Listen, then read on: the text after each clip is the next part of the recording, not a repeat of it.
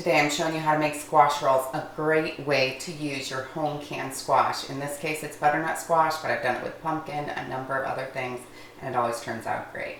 Your first step will be to activate your yeast, and you do that with half of a cup of water, 7 teaspoons of yeast, and 1 teaspoon of sugar.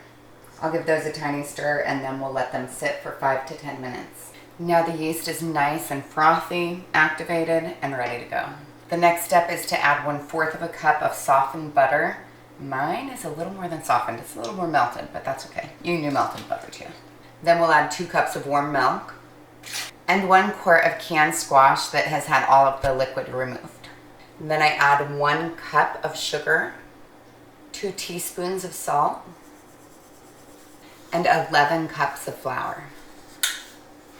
This makes a really big batch, but I've never had anyone complain about it. Now it's time to take it to the mixer. So in this case, we didn't need any additional flour, but sometimes you do. You want it to be just slightly sticky, but not too much so. It is a little bit wetter dough. And then we're gonna put it in our bowl, cover it with a cloth, and let it rise for 1 hour. Generally speaking, I like to make about 24 rolls out of this. So the way that I do that is first I just cut it into the sections, and then of course I'll roll it up. This has been such a great way for me to get squash into my kids' diet. I love growing them, but the kids are a little bit pickier when it comes to eating squash, especially the older kids who didn't grow up on acreage with a big garden. You know, they're not as used to eating that. So this became a really big thing for me because I was able to sneak those vegetables into their diet. And now we just like the way they taste. All right, so now to the fun part. Now it's time to roll those into our rolls.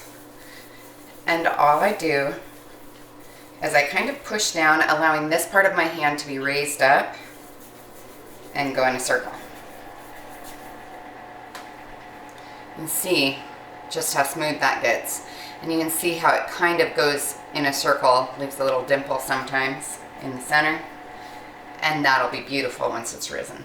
This is a good thing to get the kids involved in when they want to help cooking. I brought these over to a friend of mine one time, and I told her that they had squash in it, and she couldn't believe me because her family doesn't like squash at all. But she thought it was so good.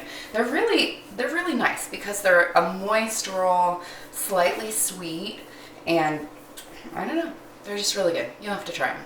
Then I use either grits or cornmeal as a barrier so that those rolls don't stick. My rolls aren't always uniform sizes, so I just make sure that I do all the larger ones on one pan and all the smaller ones on the other one so that they cook at approximately the same rate. And then I'll cover these in a warm place and let them rest for another 30 minutes. So our rolls have risen really nicely. I actually was making some peach cobbler too, so they got to rise for an hour instead of half an hour. But a half an hour should do it. We bake the squash rolls at 350 degrees for 30 minutes. They are all done.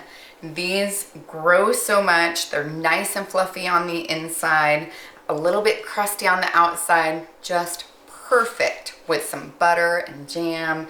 Eat it with some soup. So great.